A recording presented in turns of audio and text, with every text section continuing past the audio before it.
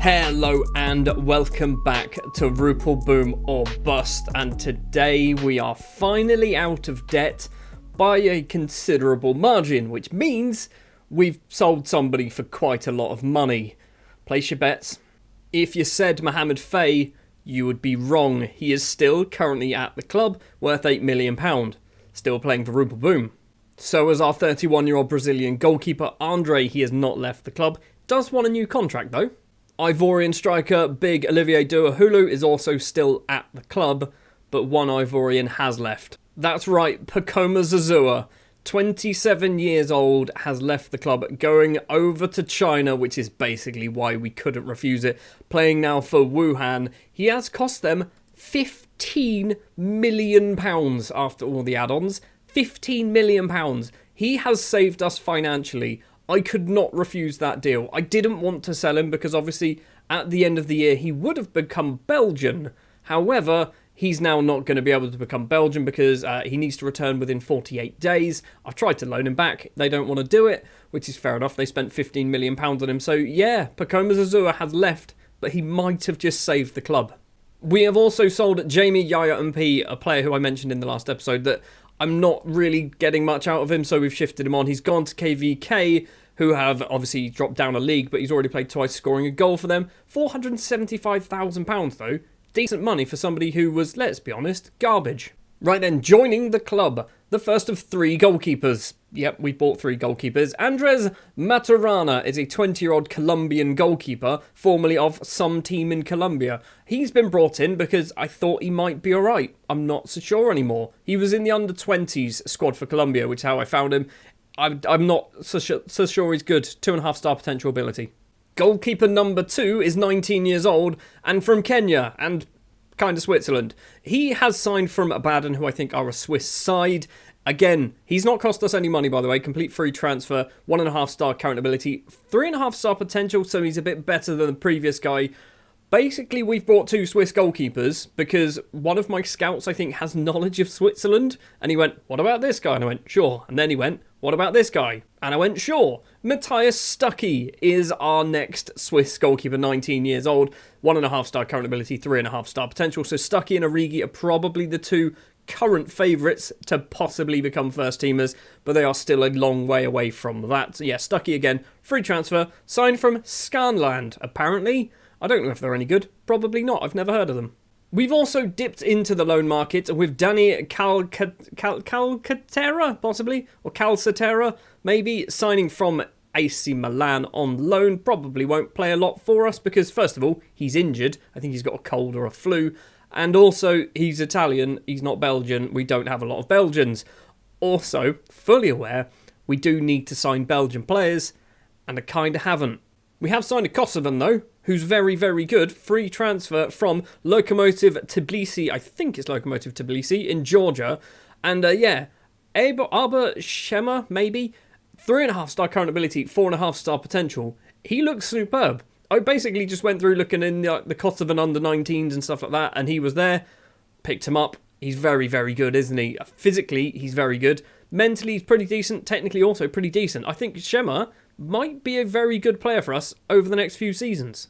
We now move into the territory of where we've spent a bit of money. Banfasilla is a 28-year-old Ivorian central midfielder and, in theory, is a like-for-like replacement for Pacoma Zouzoua. He's obviously cost nowhere near as much as Zouzoua did. £200,000, potentially going up to £240,000. He's alright, he's not amazing, 2.5-star current ability, but I think he just kind of gives us a little bit of experience in the middle of the pitch, because otherwise we're playing 19-year-olds. Speaking of 19-year-olds, we've brought ourselves another Ivorian from ASEC Mimosas this time, and he's amazing. He's absolutely ridiculous. Mohamed Bakayoko, 4-star current ability, apparently 4-star potential as well, so maybe he's reached his peak, but he's very, very good. I think there's probably a little bit more growth somewhere in there. The only downside in Bakayoko is his finishing is 8. Not ideal. He, in theory, might be the long-term replacement for Douahulu, and by long-term, I mean maybe in the summer. So that is the transfer business so far. We're obviously in the middle of January, so there is still time to do some more business. We've spent £400,000 now in total, which I think is about £150,000 more than we spent on Joel Sabai. We've got 5 million transfer budget still to spend. Not going to touch it. Not going to go anywhere near that money because I feel like, as a club, we need to hold on to as much cash as possible. Oh wait, no, we have 5 million in the bank.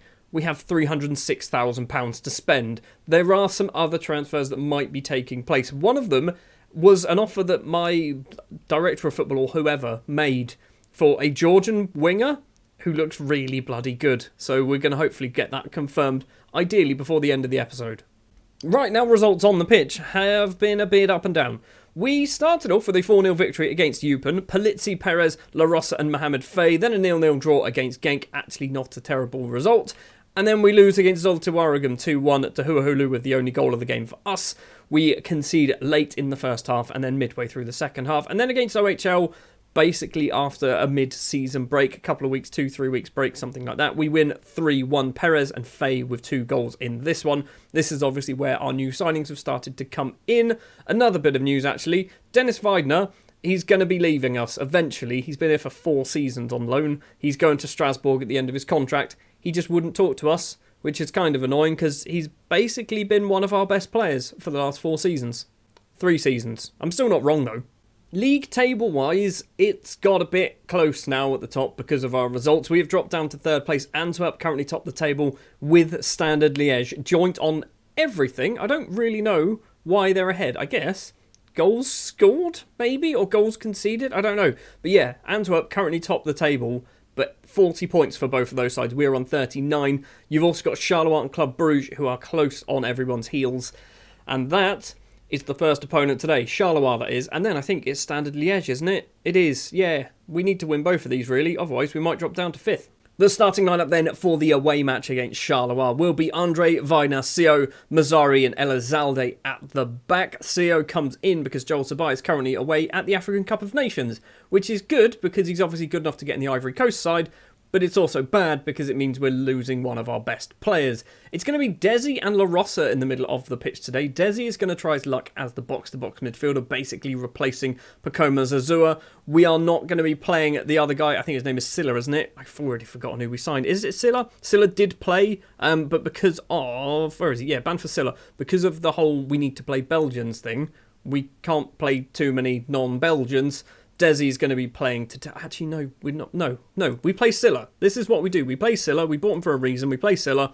Desi gets dropped because he's not even our player. On the right-hand side is going to be Shema making his debut. On the left will be Agustin Perez. Obviously, those two will rotate throughout the match anyway, so they'll swap sides. Huahulu and Faye will be the strikers. It means Bakayoko doesn't start today. He is on the bench. We'll be getting a squad number as well.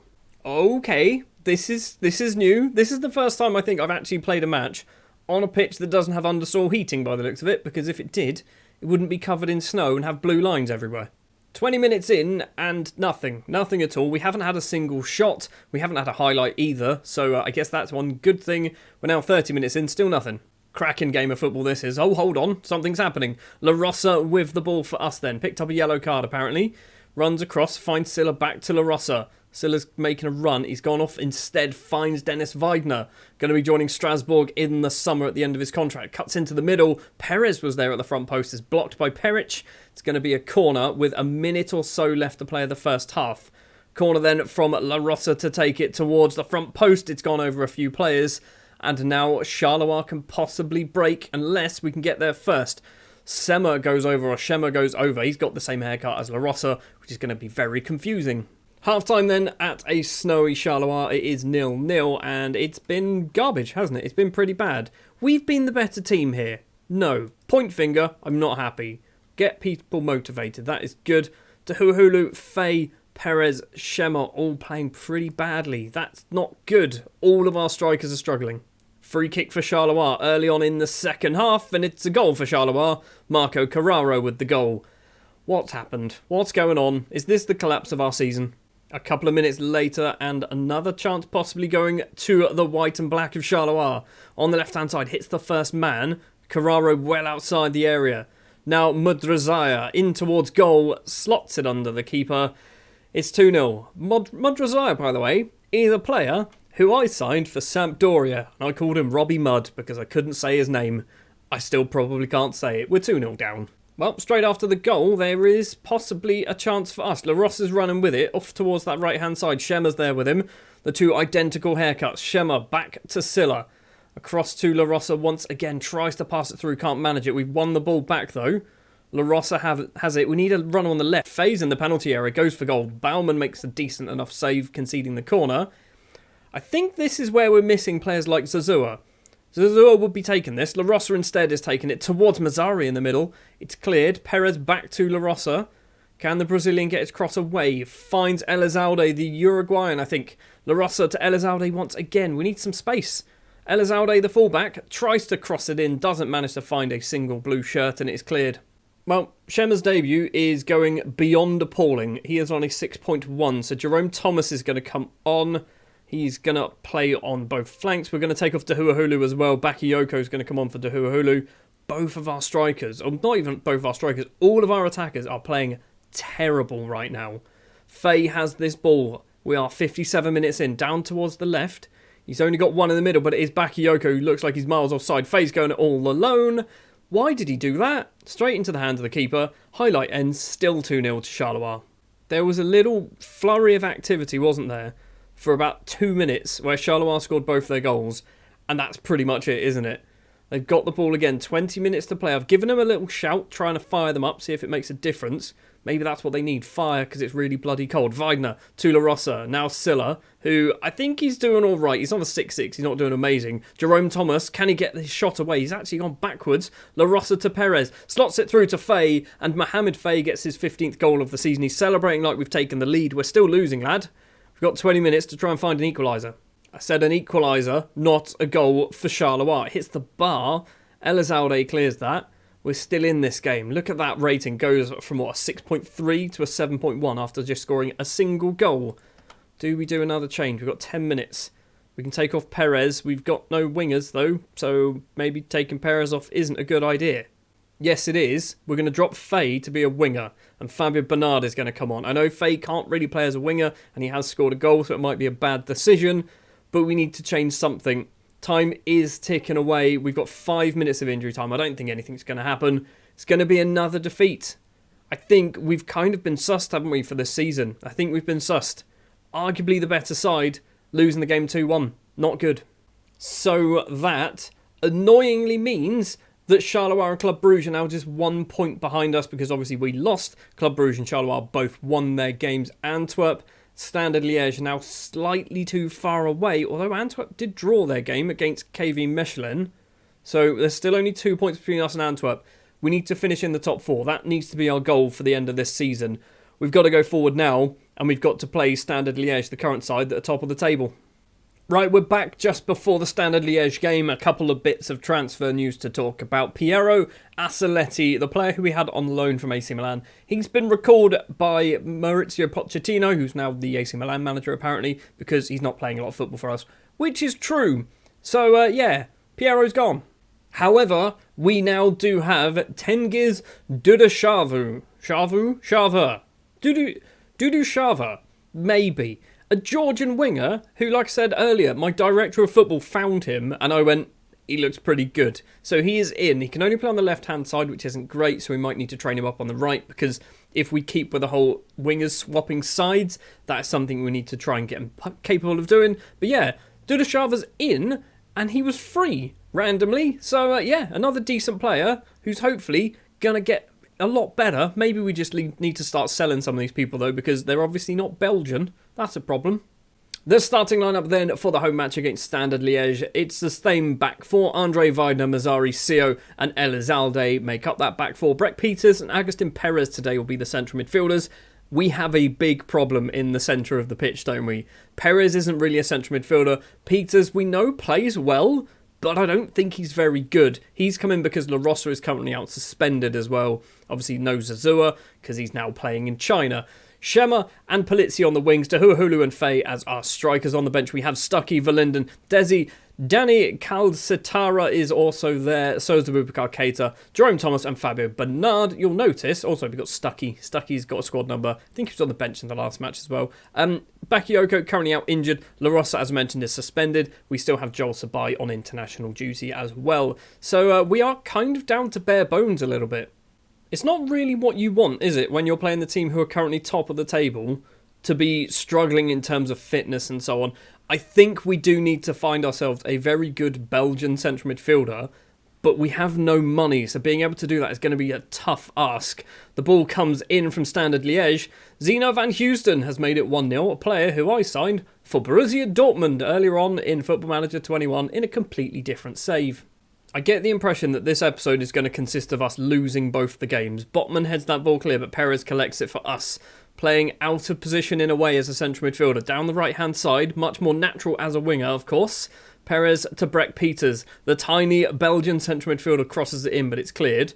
Elizalde's not awake enough, and for some reason, Standard Liège coming forward with it. Weidner's intercepted. Elizalde this time has the ball forward to Perez. Left-hand side, I think, is Polizzi. It is Luca Polizzi. He's going to run towards Faye. Faye's facing away from goal to Olivier to Huahulu, and he's missed it. It wasn't even on target. How was he not scored?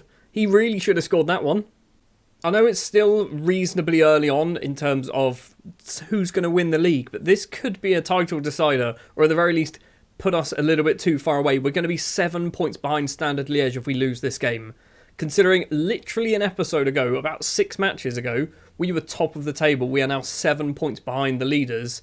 We have slipped up massively.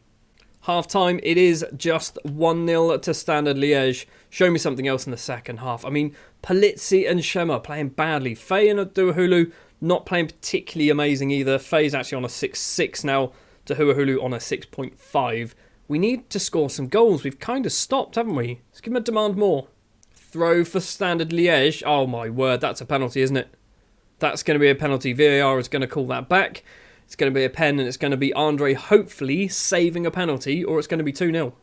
I'd love a skip option for the VAR stuff. I'd absolutely love a skip option. But for some reason, it's not in the game yet. I say yet as if it's going to be. It might not be. Who knows? It should be in there. It is a penalty. Standard Liège then have a chance to make it 2-0. Weidner is the man who conceded it. Andre then is the Brazilian goalkeeper going to save it. Von Moos, steps up. Andre goes the wrong way. It's 2-0 to Standard Liège. That's pretty much game over. Right, let's give them a berate. Let's berate them. People actually fired people up. Oh my word.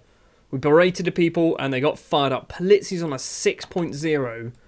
How are we doing so badly at the moment? He's having a poor game, yes, say? Right, Calcitara's going to come on the right-hand side. Schemmer's playing badly as well on a 6.2. Faye and Duahulu also playing badly. We've got no options. We've got no options at all at the moment. Getting rid of Zazua seemed like a good idea at the time, but I feel like the moment he's left, we've kind of fallen apart. Faye's in on goal here. He's made it 2-1. Fair enough. I mean, it was awful goalkeeping from Bodart, but we've managed to get back into this game. It's not over yet. It is not over yet. There's still 20 minutes to go. This is what happened against Charleroi, though, wasn't it? We scored late on. Come on, fire them up. Fire them up, people. There has to be another goal in this. There's not going to be. It's going to be another defeat. We're going very attacking. We've got 5 minutes of injury time to play. It's ticking away. No highlights at all. It's another defeat. 2-1 once again. We should have scored a couple of goals. We got 1. What is happening with our attackers at the moment? Well, another defeat then. It leaves us still obviously 39 points. We are 5 points behind Antwerp, who beat Beerschot. We are 7 points behind Standard Liège. Luckily for us, Charleroi didn't seem to win their game. Same with Club Brugge. Who did Club Brugge play? They lost to KV Mechelen. I'm assuming Charleroi played the previous day. So we are still 3rd place in the table. But look at this form. Look at that form. December and January have been just horrendous, haven't they? We've lost 1, 2, 3, 4 games in 2 months. We've only lost 5 all season. And we lost 4 of them in 2 months. My scouts are presenting me with more Colombian goalkeepers. I don't need a Colombian goalkeeper. I've already got one. Maybe a Brazilian one as well. Why are my scouts doing this to me? Looking through the options of players available on loan, we need someone Belgian. So Jamie isn't good. Ingram isn't good. By the way, there's every Ingram I tried to sign because I think there's something there. He signed a new contract with Blackburn. He was available at the end of his contract. Who else have we got? This guy down here. He's not very good, is he? We're looking at loans. Maybe let's go for slightly interested. Does that give us more options? It doesn't really, does it? It really does not give us too many more options. We need someone Belgian. Right, what I'm going to have to do then off camera is try and find a decent central midfielder. Maybe even like a centre-back as well, just to give us another decent option at the back who isn't foreign.